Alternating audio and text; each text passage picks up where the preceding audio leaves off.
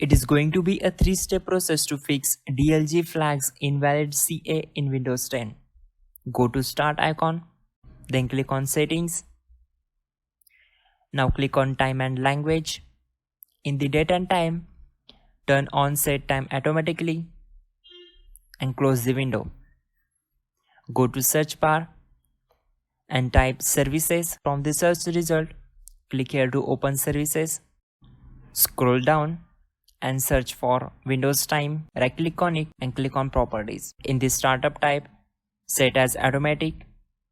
Then click on Apply and then OK. Now close the window. Go to search bar and type Control Panel.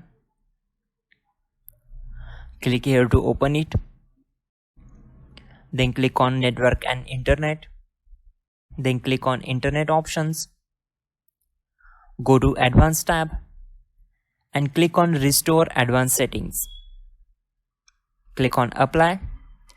Then go to Connections tab. Select LAN settings and check this option, automatically detect settings, and click on OK and then OK. Close the window. Again go to search bar and type Internet Options. Click here to open it. Then go to Advanced tab. Scroll down and uncheck these two options.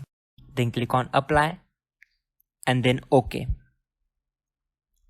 Again go to search bar and type Internet Options. Click here to open it. Then go to Security tab. In the security level, it should be medium to high. Then select Trusted Sites and click on Sites. So you have to add the website here.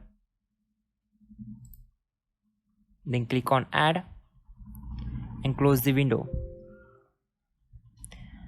And click on OK.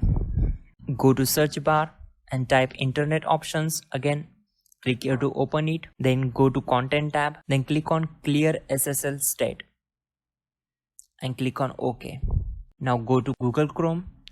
Right click on it and click on Properties. In the target, you have to just add these path -ignore -certificate -errors and click on OK. That's it guys, you're good to go.